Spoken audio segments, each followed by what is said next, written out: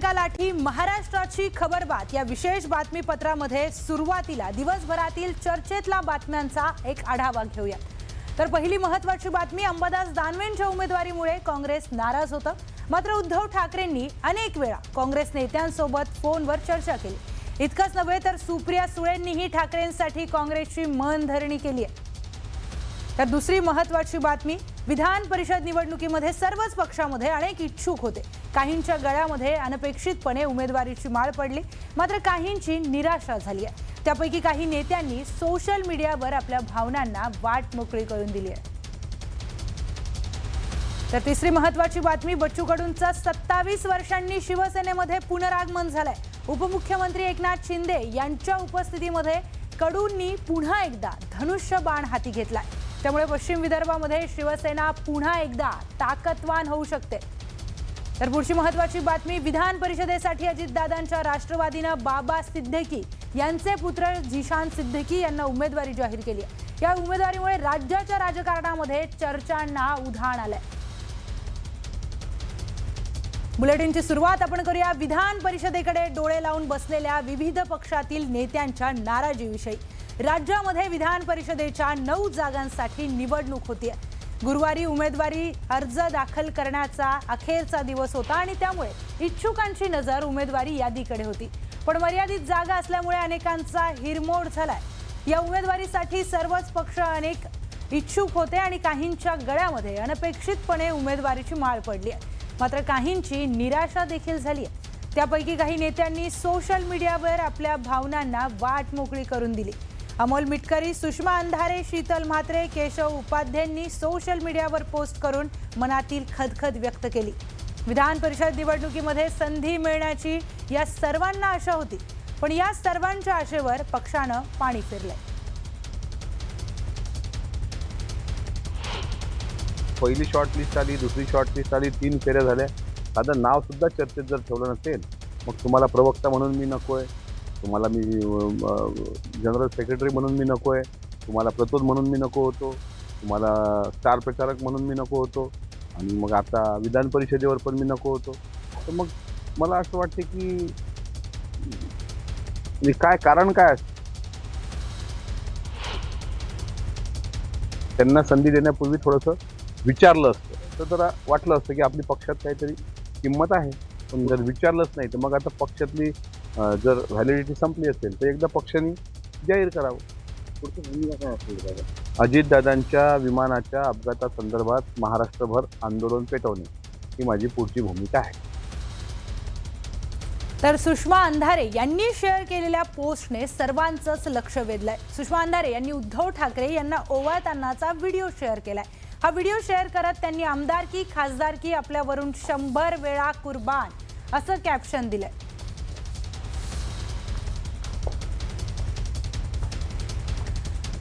तर ठाकरे सेनेच्या सुषमा अंधारेंनी काल व्हिडिओ पोस्ट केल्यानंतर शिवसेनेने त्यांना टोले लगावले, तर संजय राऊतांनी देखील त्यांची स्तुती केली। पाहूयात।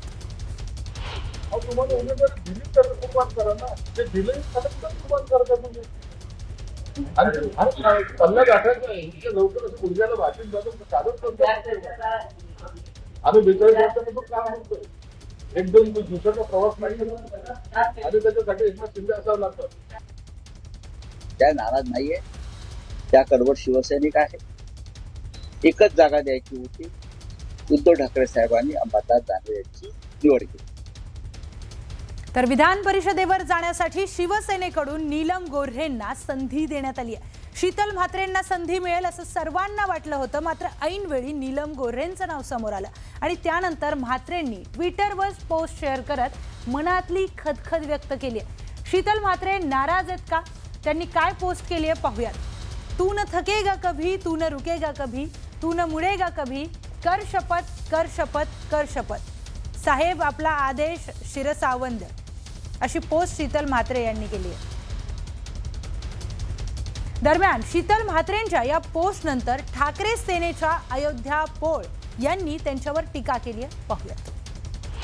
फार वाईट वाटतं ग, तू इतकी ठाकरेंवरती बोलतेस, इतकी ठाकरेंवरती भुंकतेस, पण मिळालं काहीच नाही। शिक जरा काहीतरी ज्योतिताईंकडून, ती पाठीमागून आली पण आणि खासदार पण झाली।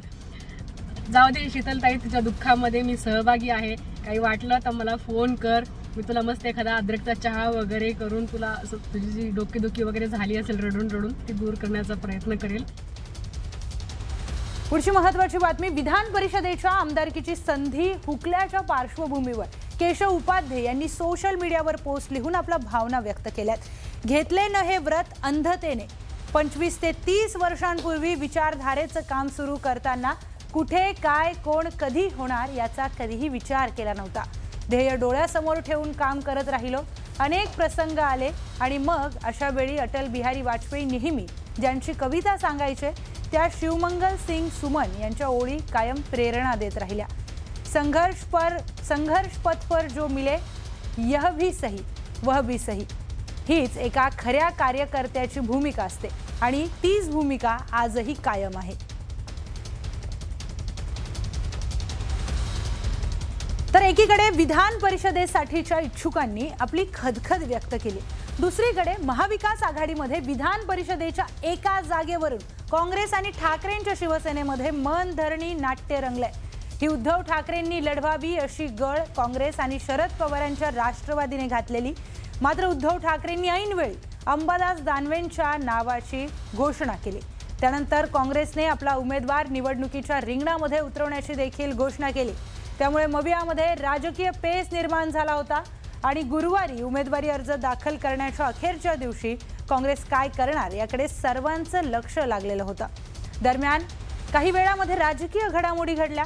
ठाकरेंच्या शिवसेनेच्या नेत्यांनी काँग्रेस कार्यालयामध्ये धाव घेत मनधरणी केली, तर उद्धव ठाकरेंनीही काँग्रेसच्या प्रमुख नेत्यांशी फोनवरून चर्चा केली आहे. त्यानंतर काँग्रेसने अंबादास दानवेंना पाठिंबा दर्शवला. शिवसेनेने उद्धव बाळासाहेब ठाकरे गटांनी आणि उद्धवजींनी घेतलेला जो व्यक्तीचा निर्णय आहे, त्या निर्णय हा महाविकास आघाडीचा निर्णय म्हणून या ठिकाणी काँग्रेस पक्ष आम्ही त्याचं समर्थन करतो आणि ते समर्थन करत असतानाच आगामी काळामध्ये देखील महाविकास आघाडी म्हणून आम्ही भारतीय जनता पक्षाच्या विरोधात आम्ही उभे ठाकणार आहोत. दरम्यान काँग्रेसने आपली भूमिका जाहीर करण्याआधी ठाकरेंच्या शिवसेनेचे खासदार संजय राऊत यांनी काय म्हटलं होतं पाहूयात. उद्धव ठाकरे यांच्या भाषेत मोठं विजन, आम्हाला या देशाचं नेतृत्व परिवर्तन करायचं आहे आणि ते काँग्रेसच्या नेतृत्वाखाली करायचं आहे. काँग्रेसचा प्रधानमंत्री व्हावा अशी आमची सगळ्यांची भूमिका आहे. अशा वेळेला विधान परिषद एखाद्या राज्यातली किंवा अन्य काही पदांसाठी आपल्या मित्र पक्षांशी संघर्ष होऊ नये ही आमची भूमिका आहे. ही राष्ट्रवादी काँग्रेस शरद पवार साहेबांची भूमिका आहे. कदाचित ती महाराष्ट्रातल्या नेत्यांची भूमिका असेल काँग्रेसच्या. तर अंबादास दानवेंना पाठिंबा देताना काँग्रेसनं ठाकरेंसमोर काही अटी शर्ती घातल्याचं कळतं. तर 2028 मध्ये राज्यसभा आणि विधान परिषदेची एक जागा काँग्रेस लढणार आहे. तर 2028 मध्ये दुसरी विधान परिषदेची जागा ठाकरेंचा पक्ष लढणार आहे. या अटीवर काँग्रेसने अंबादास दानवे यांना पाठिंबा दिल्याची देखील माहिती मिळते. पुढच्या ज्या सर्व निर्णय आहेत त्या निर्णयामध्ये राष्ट्रवादी गटाला एक जागा राज्यसभेच्या अनुषंगाने गेली. विधान परिषदेमध्ये आज महाविकास आघाडीचे उमेदवार जात आहेत.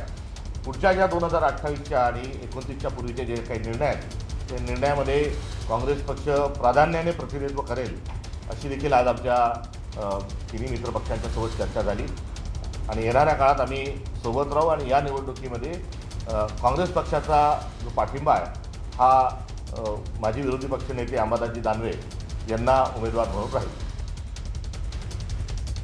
तर अंबादास दानवेंना पाठिंबा देण्यापूर्वी काँग्रेसचे नेते आणि उद्धव ठाकरेंमध्ये फोनवरून चर्चा झाल्याचं बोललं जात आहे. तर उद्धव ठाकरे आणि हर्षवर्धन सपकाळ यांच्यामध्ये 4 वेळा फोनवरून बोलणं झालं. रमेश चेनिथल्ला आणि ठाकरेंमध्ये देखील 3 वेळा फोनवरून चर्चा झाल्याचं कळत आहे. तर केसी वेणुगोपाल आणि ठाकरेंमध्ये 2 वेळा फोनवरून संवाद झाल्याची देखील चर्चा आहे. आता या चर्चेनंतर काँग्रेसने दानवेंना पाठिंबा दिल्याचं कळत आहे.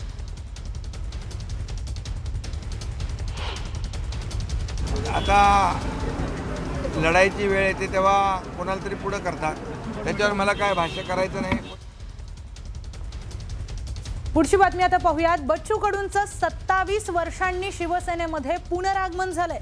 उपमुख्यमंत्री एकनाथ शिंदे यांच्या उपस्थितीमध्ये बच्चू कडूंनी पुन्हा एकदा धनुष्यबाण हाती घेतलाय आणि त्यामुळे पश्चिम विदर्भामध्ये शिवसेना पुन्हा एकदा ताकदवान होऊ शकते। एकंदरीतच बच्चू कडूंची विधान परिषदेची डरकाळी शिवसेनेच्या विस्तारासाठी ही महत्त्वाची ठरणार आहे। शिवसेनेमध्ये प्रवेश केल्यानंतर बच्चू कडूंनी शेतकरी आणि शेतमजूर यांना बळ देण्याचं वक्तव्य केलंय। जिथे आलोय तिथे ताकदीने काम करू असंही बच्चू कडूंनी सांगितलंय।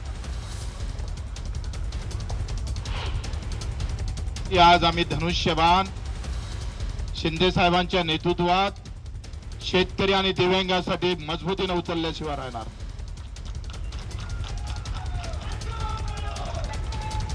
जिथं आहे तिथं प्रामाणिकपणे तेवढ्याच ताकदीने राजकारणात आता आमचा इथून इकडे प्रवास शिंदे साहेबांच्या नेतृत्वात शिवसेनेत राहणार आहे।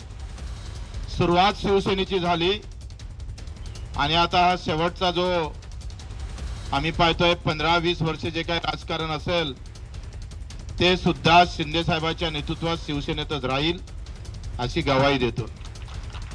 दिव्यांगांसाठी खऱ्या अर्थाने लढणारा झटणारा नेता म्हणून बच्चू भाऊ तुमची ओळख आहे। तुम्ही आज शिवसेनेमध्ये तुमच्या असंख्य लोकांबरोबर प्रवेश केलाय, त्याबद्दल मी तुमचं मनापासून शिवसेनेमध्ये स्वागत करतो। तसं तुमचं काय शिवसेना तुम्हाला नवीन नाहीये, तुम्ही मूळचे शिवसैनिकच आहात। पुढची महत्त्वाची बातमी आता पाहूयात। विधान परिषदेसाठी अजितदादांच्या राष्ट्रवादीने बाबा सिद्दीकी यांचे पुत्र झिशान सिद्दीकी यांना उमेदवारी दिली आहे। या उमेदवारीने राज्याच्या राजकारणामध्ये चर्चांना उधाण आलंय। मुंबईतील राजकीय समीकरण, पक्षाची आगामी रणनीती आणि सामाजिक प्रतिनिधित्व या सर्वांचा विचार करून हा निर्णय घेतल्याची चर्चा रंगली आहे। सिद्दीकी यांना उमेदवारी जाहीर केली आहे। या उमेदवारीने राज्याच्या राजकारणामध्ये चर्चांना उधाण आलंय। मुंबईतील राजकीय समीकरण, पक्षाची आगामी रणनीती आणि सामाजिक प्रतिनिधित्व या सर्वांचा विचार करून हा निर्णय घेतल्याची चर्चा रंगली आहे। मैं वहीनी साहब का तहे दिल से शुक्रिया अदा करना चाहूँगा, प्रफुल्ल पटेल साहब का, सुनील तटकरे जी का, मेरे भाई पार्थ दादा का कि उन्होंने मुझे एक मौका दिया।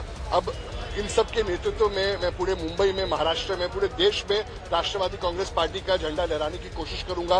युवाओं को जोड़ूंगा, महिलाओं को जोड़ूंगा। वहीनी साहब ने इतना वुमेन एम्पावरमेंट के लिए किया है और डिप्टी सीएम का पद वो जो निभा रही है, उनके नेतृत्व में काम करना है। अजीत दादा का जो सपना है महाराष्ट्र का वो पूरा करना है। झिशान सिद्दीकींना संधी मिळाली तर त्यांना खरोखर त्यांचं अभिनंदन। बाबा सिद्दीकींच्या हत्येनंतर ते साधारणपणे त्यांचे राजकीय करिअर धोक्यात आलं होतं।